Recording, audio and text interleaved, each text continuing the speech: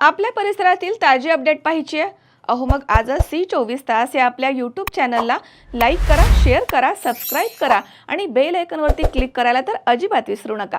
इंदिरानगर प्रभाग क्रमांक 23 मध्ये केंद्र शासन आणि राज्य शासन तसेच मनपा यांच्या संयुक्त विद्यमाने अमृत योजना अंतर्गत पाणीपुरवठा योजनेचा नवीन पाईपलाईन कामाचा शुभारंभ हा इंदिरानगर मोदकेश्वर सोसायटी इथे करण्यात आलाय।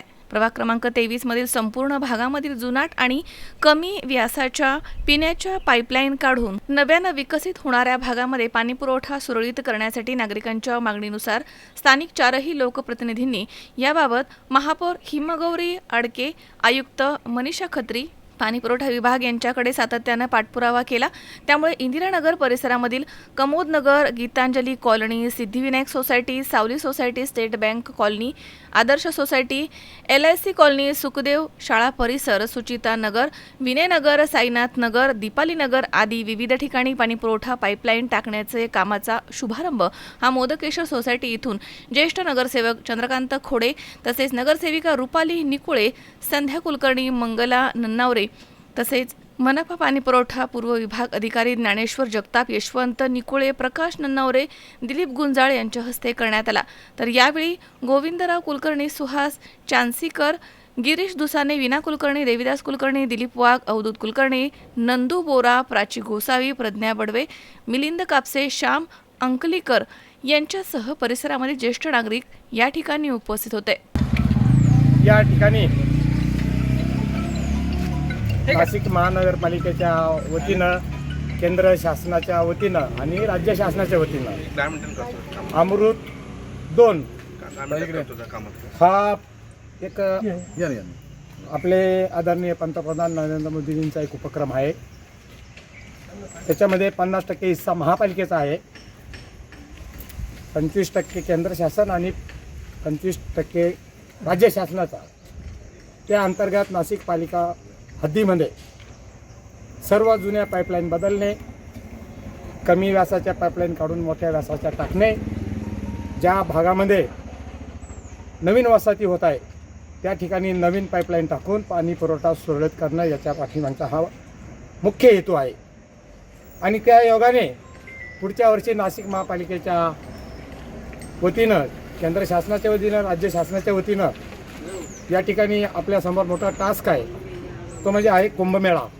आणि या कुंभमेळ्याच्या दृष्टीनं जवळजवळ लाखाच्या वर साधू संत येणार आहे, महंत येणार आहे।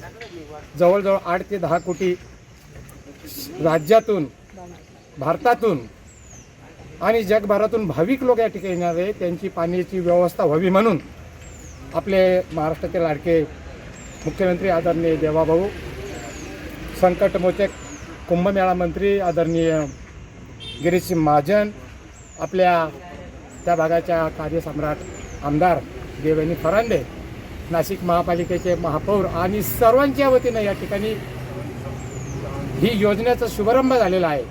नाशिक महापालिका काळामध्ये ही कामं होऊ शकलेली नव्हती।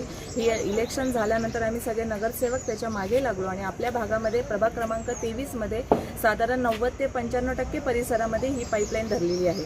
त्यामुळे एक मोठ्या प्रमाणात नागरिकांचा पाण्याचा जो विषय आहे की पाण्याचा उशिरा पाणी येणं किंवा कमी दाबाने पाणी येणं, हे सगळे जे काही नागरिकांचे विषय असतील ती येत्या काळामध्ये हे सॉल्व्ह होणार आहे।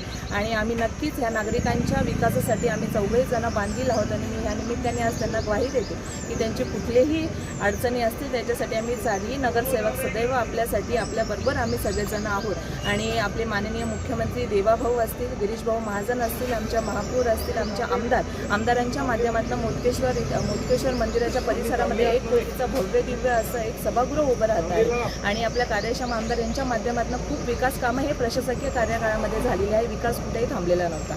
त्यामुळे पुनश्च एकदा ही बॉडी आलेली आहे आणि आमच्या सगळ्यांच्या माध्यमातून सदैव विकास करण्याचा प्रयत्न आणि भारतीय जनता पार्टीचे जे तत्व आहे की सबका साथ सबका विकास, याप्रमाणे आम्ही 4 जण कार्यरत आहोत। इथे मोठ्या संख्येने परिसरातील नागरिक उपस्थित आहेत, मी त्यांचे मनपूर्वक धन्यवाद मानते।